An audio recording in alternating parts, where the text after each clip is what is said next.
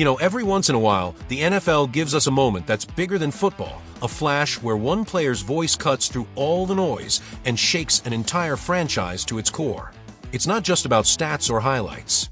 It's about a young star daring to challenge the old order on live television under the brightest lights with millions watching. And this week, Cleveland was ground zero for that kind of shockwave. Let me tell you what went down under the blinding primetime lights, because this wasn't just another ESPN segment.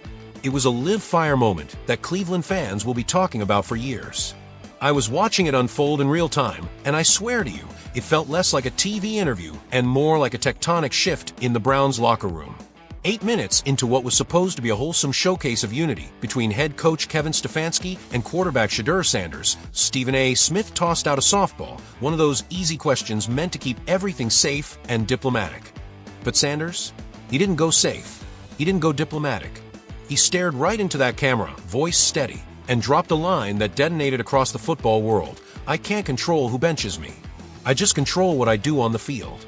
But everybody knows what happens when I actually get to play.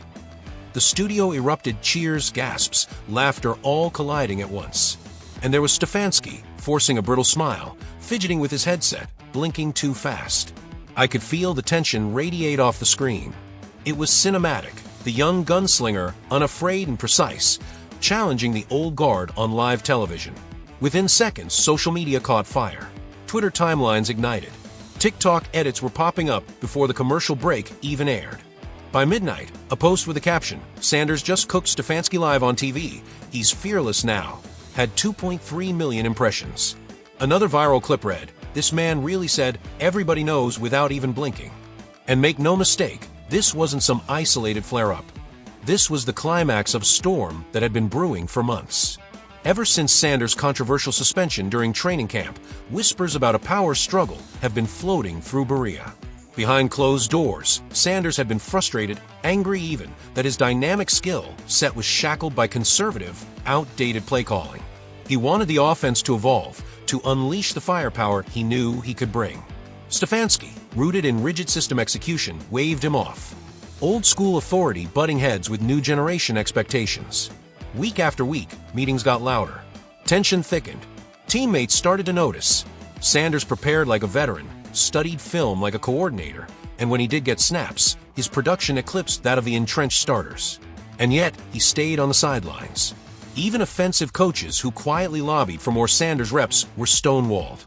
So on that ESPN set, when he fired off those words, it wasn't reckless. It was calculated. A precision strike delivered with the kind of calm that says, "I'm not here to play politics, I'm here to win games." Analysts like Colin Cowherd called it a generational transfer of power. Skip Bayless framed it as the day Cleveland's locker room officially divided. Shannon Sharp thundered, "That young man just graduated from rookie to franchise cornerstone." Inside the Browns facility, you could feel loyalties shifting. Some veterans kept neutral faces but murmured support in private. Wideouts whispered about the chemistry they have with Sanders better than anyone else on the roster. Even some defensive stalwarts, tired of mediocrity, admitted the obvious. This kid gives them the best shot at winning. The fan base? Split right down the middle.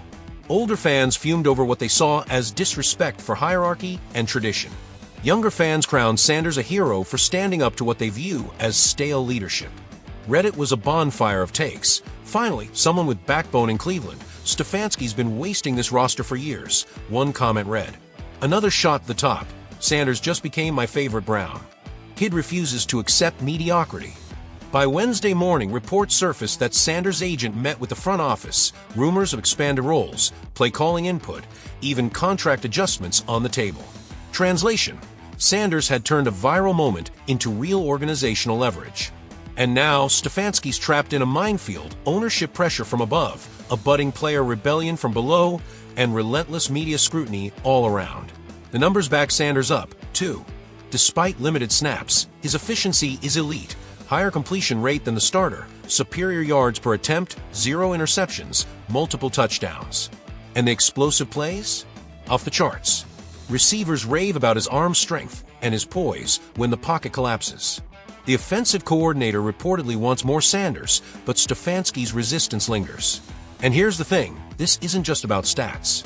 This is about leadership under fire. Younger players orbit Sanders naturally, drawn to his confidence.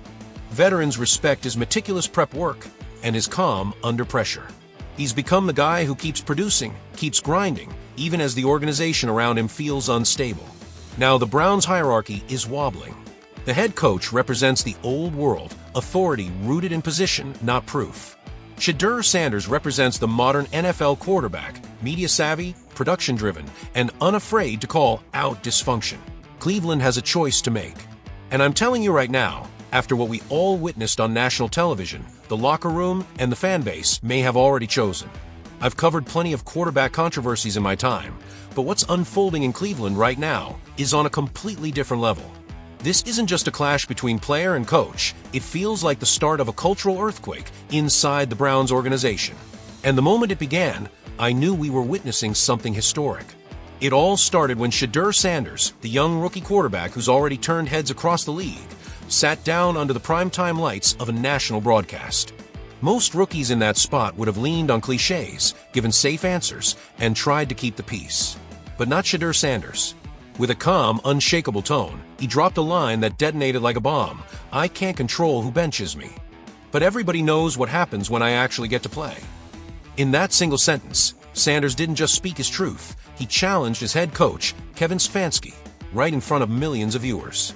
The moment the words left his mouth, you could feel the air shift. The fallout was instant and furious. My phone started buzzing nonstop, texts from friends, calls from insiders, alerts from social media, stacking up by the second. Within hours, Shedeur Sanders' face was everywhere. Jersey sales skyrocketed so fast local stores couldn't even keep them on the racks. Sports bars across Cleveland were jammed shoulder to shoulder, fans replaying that one clip again and again like it was a rallying cry. For the first time in years, this city felt alive with quarterback fever. And the crazy part? This wasn't just hype from a draft pick or a big signing. This was a groundswell, a movement fueled by one rookie's courage to speak up and his undeniable talent backing it up. The economic ripple alone was staggering. Season ticket waitlists, which had been stagnant for ages, suddenly surged with new demand. A single TV appearance generated more excitement than the Browns' entire previous season. Think about that for a second. One moment of raw honesty from Shedeur Sanders was worth more in terms of engagement and energy than months of carefully managed press conferences and on-field struggles. The Cleveland Plain Dealer plastered him across the front page. Local TV stations cut into scheduled programming just to cover the story. Sports radio hosts threw out their entire shows, devoting every single second to analyzing the Sanders-Stefanski saga. What had begun as a quarterback controversy had morphed into something much larger, a cultural event, the kind that divides households, ignites debates, and forces people to pick a side. And it wasn't just Cleveland paying attention. Division rivals, the Bengals, the Ravens, the Steelers, were licking their chops, circling the chaos like sharks in bloodied water. They recognized what this meant. A Cleveland team distracted, unstable, and vulnerable. Meanwhile, defensive coordinators across the AFC North started combing through every second of tape on Shedeur Sanders, knowing his rise in playing time was inevitable. Stability in Cleveland, once thought to be their lifeline, was now a fantasy. What the Browns had instead was a civil war, and the entire league was watching. What makes this story truly electrifying, though, is the uncertainty. In the NFL, these situations usually follow a script. Player speaks out, apology follows, coach reasserts authority, organization stresses unity, and everything pretends to go back to normal. But Shedeur Sanders shredded that script into confetti. He didn't walk anything back. He didn't soften his stance. He stood tall with conviction that belied his rookie status. And in doing so, he turned the heat squarely onto Kevin Stefanski, a coach suddenly stripped of his authority, forced into the impossible position of trying to re-establish control without looking desperate or broken in the process. By Thursday, things took an even darker turn. Reports surfaced that owner Jimmy Haslam had convened an emergency board meeting immediately after Sanders' explosive TV appearance. Behind those closed doors, the discussions reportedly centered on staff evaluations, long-term personnel strategy, and an overhaul of the team's messaging. Translation: Kevin Stefanski's job security had evaporated overnight. The whispers spread quickly. NFL coaching candidates began signaling their interest through back channels, former coordinators, ambitious college head coaches, even some established position coaches started circling, sensing blood in the water. The coaching carousel was spinning before the Browns' season had even finished. Through all this chaos, Shedeur Sanders never flinched. He showed up early for practice, executed the offense with surgical precision, and carried himself with the calm professionalism of a 10-year veteran. Veterans inside the locker room took notice. They whispered about his poise, his focus, and his ability to block out the noise. It wasn't just that he had talent. It was that he carried himself like a leader, like the guy the franchise could actually rally behind. Meanwhile, Kevin Stefanski visibly cracked. His posture tightened. His tone turned defensive. His smiles looked forced. Every press conference revealed more strain. And when Thursday's practice turned into a media circus, the contrast between the two men couldn't have been clearer. Reporters flooded the facility. Local TV stations rolled out full camera crews. Sports radio hosts literally set up live shows from the parking lot. Every exchange between Sanders and Stefanski became a headline, every sidelong glance dissected like a chess move in a world championship. But Shedeur Sanders' strategy was paying off. His national profile was exploding.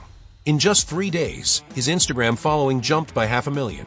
His viral quote on TikTok topped 10 million views. Twitter mentions spiked by 1,500%. Brand opportunities flooded his camp, amplifying his influence with every passing day. A rookie quarterback had just become a national story and Cleveland's biggest lightning rod. Then came Friday, and with it, the whisper that turned into a roar.